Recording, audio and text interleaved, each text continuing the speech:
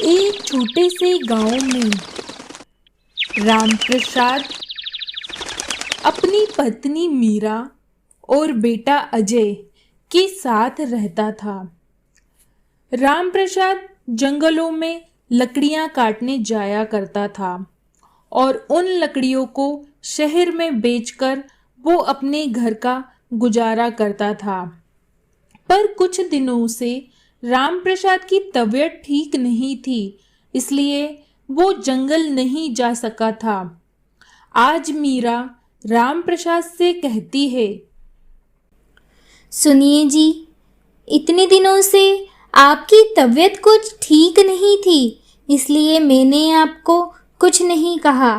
पर आज रसोई का सारा राशन खत्म हो चुका है। जो कुछ थोड़ा बहुत बचा था वो मैंने आज पका लिया। अब रात के खाने के लिए भी कुछ नहीं है। मैं और आप, हम तो भूखे रह सकते हैं, पर अजय, उसे नहीं पता गरीबी क्या होती है और हम गरीब हैं अमीर हैं क्या हैं। उसे तो खाना चाहिए होगा।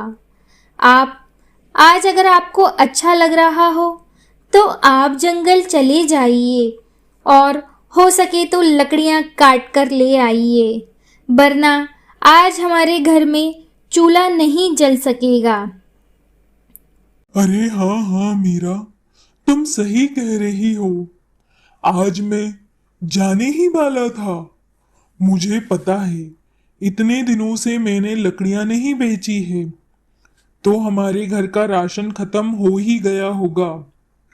इतने दिन भी तुमने कैसे निकाले होंगे मैं जानता हूं। तुम चिंता मत करो, मैं आज जाता हूं और खूब सारी लकड़ियां काट कर लेके आऊंगा ताकि हम सारा सामान खरीद सके। हाँ, आप चले जाइए। और हाँ, ये लीजिए, मैंने कुछ रोटियां बांध कर रखी हैं, आप इन्हें भी ले जाइएगा। अरे नहीं नहीं, ये तुम घर पर रखो, अजय को खिला देना। नहीं, आप चिंता मत करिए। अजय के लिए मैंने रोटियां बचा कर रखी हैं। मुझे पता है आपने सुबह से कुछ नहीं खाया है। आप ये रोटियां ले जाइए और खा लीजिएगा, नहीं तो फिर से आपकी तबीयत खराब हो जाएगी। अच्छा ठीक है, जैसा तुम बोलो। रामप्रसाद लकड़ियां काटने निकल पड़ता है। जंगल के रास्ते वो जाते हुए रास्ते में यही सोचता है कि आज मैं ज्यादा से ज्यादा लकड़ियां काट कर लाऊंगा ताकि घर में हर तरह का सामान ला सकूं। मुझे पता है इतने दिन में सारा सामान खत्म हो चुका होगा। रामप्रसाद जंगल में पहुंचता है और लकड़ियां काटने लगता है। 3-4 घंटे लगातार लकड़ियां काटने के बाद वो सोचता है कि अब कुछ खा लिया जाए और थोड़ा आराम भी कर लेना चाहिए। वो एक पेड़ के नीचे बैठता है और मीरा ने दी हुई पोटली से रोटियां निकालता है कि तभी वहाँ एक छोटा सा कुत्ता आ जाता है और रामप्रसाद से कहता है, भैया, मुझे 1-2 रोटी खिला दो। मुझे बहुत तेज भूख लगी है। मैंने बहुत दिनों से कुछ नहीं खाया। इस जंगल में मुझे कुछ खाने को नहीं मिलता। मुझे 1-2 रोटियां खिला दो। हाँ हाँ, तुम खा लो रोटियां, लो। रामप्रसाद उसे अपनी रोटियां दे देता है।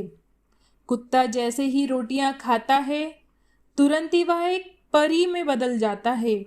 रामप्रसाद देखकर हैरान हो जाता है। परी उसे कहती है, भैया, आपने मुझे कई सालों पुराने श्राप से मुक्त कर दिया है। मुझे एक पंडित ने श्राप दिया था जिससे मैं कुतिया बन गई थी, और उसने कहा था जब कोई तुझे अच्छे दिल का इंसान कुछ खाने को देगा उसी दिन तू श्राप मुक्त हो पाएगी। पर कुत्ते को कभी कोई क्या खाने को देता है? मुझे आज तक किसी ने कुछ खाने को ही नहीं दिया और मैं श्राप मुक्त ही नहीं हो पाई। पर आपका दिल इतना बड़ा था, आपने अपना खाना मुझे दे दिया। पर भैया, आप इस जंगल में क्या कर रहे हो? राम प्रसाद परी को अपनी सारी दास्तान सुनाता है। परी राम प्रसाद की बातें सुनकर उससे कहती है, भैया, मैं आपके लिए ज़्यादा कुछ नहीं कर सकती, पर ये एक चूल्हा दे रही हूँ। ये एक जादुई चूल्हा है। इससे आप जो चाहोगे वो बना सकते हो। और ये चूल्हा सिर्फ आप जैसे नेक नीयत वाले इंसान के पास ही रहेगा। ये बात हमेशा याद रखना। राम प्रसाद चूल्हा लेकर घर जाता है। घर जाकर अपनी पत्नी से कहता है, जाओ, कोई भगोना लेके आओ। मीरा अंदर से एक भगोना लाती है। राम प्रसाद उस भगोने को चूल्हे पर रखता है और कहता है, हे जादुई चूल्हे, दाल बना दो। 2 मिनट में दाल बनकर तैयार हो जाती है। मीरा, अजय और राम प्रसाद तीनों देखकर हैरान हो जाते हैं। दाल साइड में रखकर वो दूसरा भगोना चूल्हे पर चढ़ाता है और कहता है, ए जादुई चूल्हे, चावल बना दो। तो तुरंत ही चावल बनकर तैयार हो जाते हैं। तीनों देखकर बहुत खुश होते हैं और उस दिन बैठकर अच्छे से भर पेट खाना खाते हैं। ऐसे ही कुछ दिन निकलते हैं। कुछ दिनों बाद मीरा राम प्रसाद से कहती है, सुनिए जी, जादुई चूल्हा हमारा पेट बहुत अच्छे से भर रहा है, पर जब आपके पास इतनी अच्छी चीज़ है तो आपको उसका फ़ायदा उठाना चाहिए। क्यों ना आप एक समोसे का ठेला खोल लो। उससे हमारी कुछ आमदनी होगी, जिससे हम अजय को अच्छा पढ़ा लिखा सकेंगे। अरे हाँ, तुम एकदम सही कह रही हो। मेरे दिमाग में ये बात ही नहीं आई। मैं कल ही एक ठेला खरीदता हूँ और समोसे का ठेला लगाता हूँ। राम प्रसाद समोसे का ठेला लगा लेता है और अपने जादुई चूल्हे की सहायता से समोसे बना बना कर बेचता है। राम प्रसाद का ठेला बहुत अच्छा चलता है। राम प्रसाद के समोसे सबको बहुत पसंद आते हैं। राम प्रसाद के पड़ोस में एक कालूमल रहता था। जब कालूमल ने देखा कि गरीब राम प्रसाद दिन पे दिन अमीर होते जा रहा है, तो उससे यह बात हजम नहीं हुई। वह बात का पता लगाने के लिए राम प्रसाद के पास जाता है और कहता है, भाई राम प्रसाद, क्या बात है? मैंने सुना है तुम्हारे समोसे तो बहुत टेस्टी हैं। पूरे गांव में तुम्हारे समोसे की चर्चा है, तो मैंने सोचा मैं भी तो खा के देखूं। लाओ, 1 प्लेट समोसा तो लगा दो। हाँ हाँ भाई कालूमल, क्यों नहीं, आओ आओ। अरे नहीं नहीं भाई राम प्रसाद, ये वाले समोसे नहीं, मुझे तो गर्मा गर्म अभी कढ़ाई से निकले हुए समोसे खिलाओ तुम। हाँ हाँ कालूमल, क्यों नहीं, तुम यहीं रुको, अंदर मेरा चूल्हा है, मैं अंदर से समोसे बनाकर लाता हूँ। ऐसा बोलकर राम प्रसाद अंदर जाता है और जादुई चूल्हे के पास जाकर कहता है, एक जादुई चूल्हे समोसे बना। और चूल्हा झटपट समोसे बनाने लग जाता है। ये सब नज़ारा कालूमल खिड़की के बाहर से देख रहा होता है। कालूमल देख के हैरान हो जाता है। उसके मन में लालच आ जाता है और वो घर चला जाता है। और उसी रात जब राम प्रसाद और उसकी पत्नी सो गए होते हैं, कालूमल चुपके से उनके घर में आता है और जादुई चूल्हा उठा कर ले जाता है। घर ले जाकर चूल्हा रखता है। कालूमल की पत्नी कहती है, अरे ये क्या उठा लाए हो चूल्हा? लाना ही था तो कुछ अच्छा ले आते। ये चूल्हा उठा लाए, घर में क्या पहले से चूल्हे नहीं है? अरे अरे भाग्यवान, तुम कैसी बात कर रही हो?